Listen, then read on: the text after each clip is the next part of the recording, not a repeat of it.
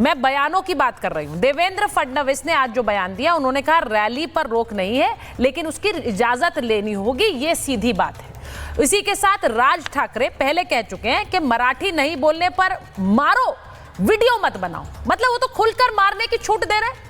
अब ये निशिकांत दुबे जो आ गए वो कह रहे बिहार चलो पटक पटक कर मारेंगे, यानी बिहार से एक चैलेंज आ गया कि बिहार आओगे तो वहां से पटक पटक कर मारेंगे, क्योंकि ये यूपी बिहार वाले ही हैं जिनको आप प्रताड़ित कर रहे हैं, तंग कर रहे हैं। नितेश राणे ने कह दिया नाम राहिल शेख, काम हिंदुओं को निशाना बनाना। ये मराठी इन्फ्लुएंसर के संदर्भ में कह रहे हैं जिनके साथ एमएनएस के नेता के बेटे ने बदसलूकी की थी।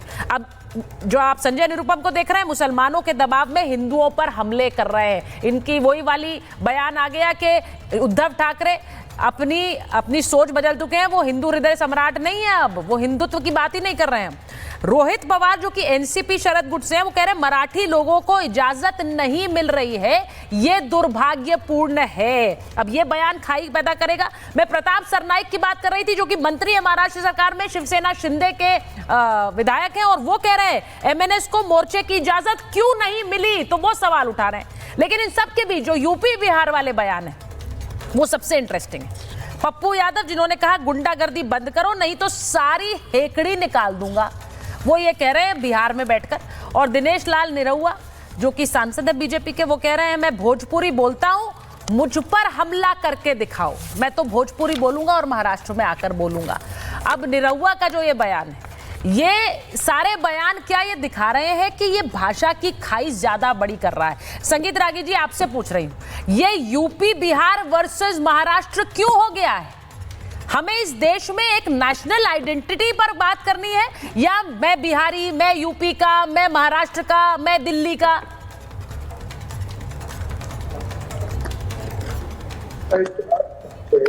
तो फ्रेंच लैंग्वेज 1867 में यूजिन वेबर ने लिखा कि पेरिस से 20 किलोमीटर लोग आगे फ्रेंच के बारे में जानते नहीं थे। फ्रेंच लैंग्वेज पूरे गांव दूर तक फैला करके फ्रेंच नेशन का निर्माण किया गया। तो हर देश में भाषा को जोड़ने का काम करती है। इस देश का दुर्भाग्य है, जबकि राष्ट्रीय स्वयंसेवक संघ ने कहा है सारी भाषाएं हमारी राष्ट्रीय भाषाएं हैं, कोई किसी का विरोध नहीं है, लेकिन एक संपर्क की भाषा जिसे गांधी जी भी कहते थे, इस देश की संपर्क की भाषा अंग्रेजी तो लोगों को स्वीकार है जिसके खिलाफ ये राष्ट्रीय आंदोलन खड़ा हुआ, लेकिन हिंदी स्वीकार, ये हैरानी की बात। पहले क्लास से 6वीं क्लास तक 5वीं क्लास तक फ्री भाषा फॉर्मूला जो है वो राष्ट्रीय शिक्षा नीति के अंतर्गत लाया गया था, और बड़े बड़े विद्वान कस्तूरी रंगन से लेकर के माशेलकर कमेटी की रिपोर्ट के आधार पर ये चीजें लागू की गई थी। हैरानी की बात यह है कि राजनीति की भेंट चढ़ जाती है, शिक्षा नीति जो है राजनीति भेंट चढ़ जाती है, देश नीति और राष्ट्र नीति भेंट चढ़ जाती है।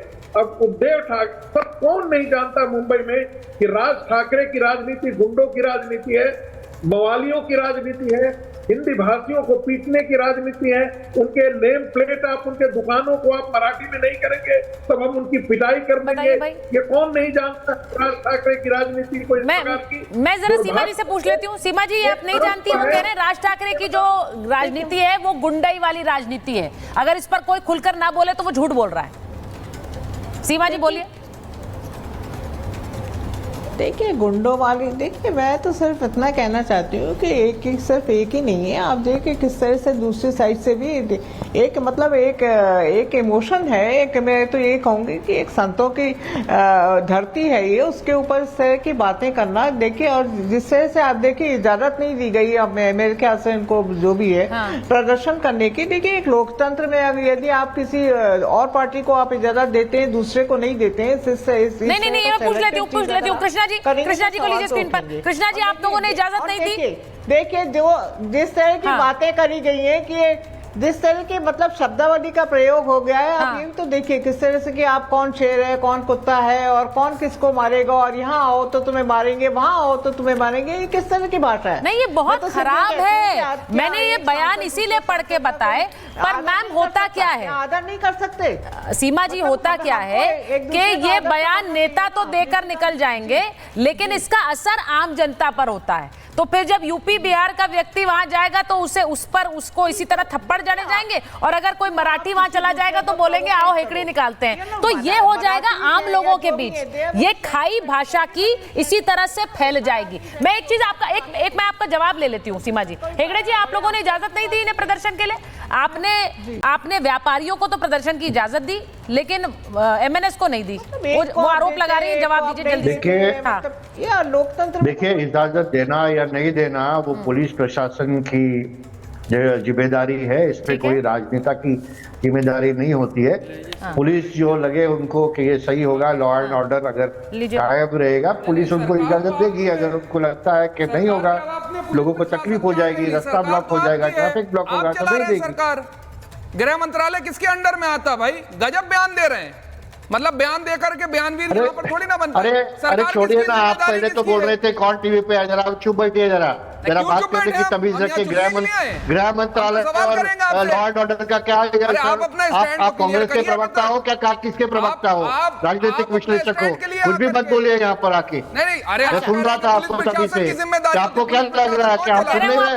आप बोल रहे कौन भाग गया, कौन भाग गया? आपके बयान पर पहले ही उन्होंने आपत्ति दर्ज कर ली है सरकार का यहाँ पर। अच्छा, एक चीज जो संगीत रागी जी ने बोली है, एक मिनट सुनिए, एक बात संगीत, क्योंकि मैं आज जो ये बहस कर रही हूँ महाभारत इसीलिए कर रही हूं क्योंकि मुझे ऐसा लगता है कि national identity first, nation first, आपकी भारतीयता पहले है, और मैं इसे खुलकर कहती हूं और मैं चाहती हूं कि हम लोग भाषा के जरिए इस संवाद में एक मंच पर आ सकें। ये भाषा ही है जो हमें जोड़ रही है, आज हम भाषा के जरिए ये संवाद कर रहे हैं। लेकिन जो संगीत रागी जी ने बात कही, उन्होंने कहा, और संगीत रागी जी मुझे करेक्ट करिएगा, आप ये कह रहे हैं मराठी का तो सम्मान है लेकिन हिंदी के प्रति ये नफरत है, ये हिंदी के प्रति नफरत क्यों दिखाते हैं, ये कह रहे हैं। तो मुझे ये, हाँ बोलिए।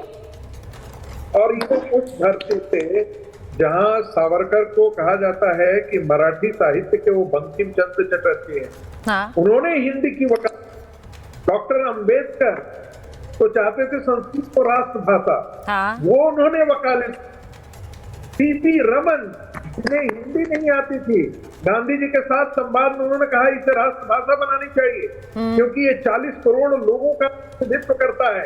उस राष्ट्रभाषा, उस राजभाषा के खिलाफ वो लोग बात कर रहे हैं, आज की थोपी जा रही है।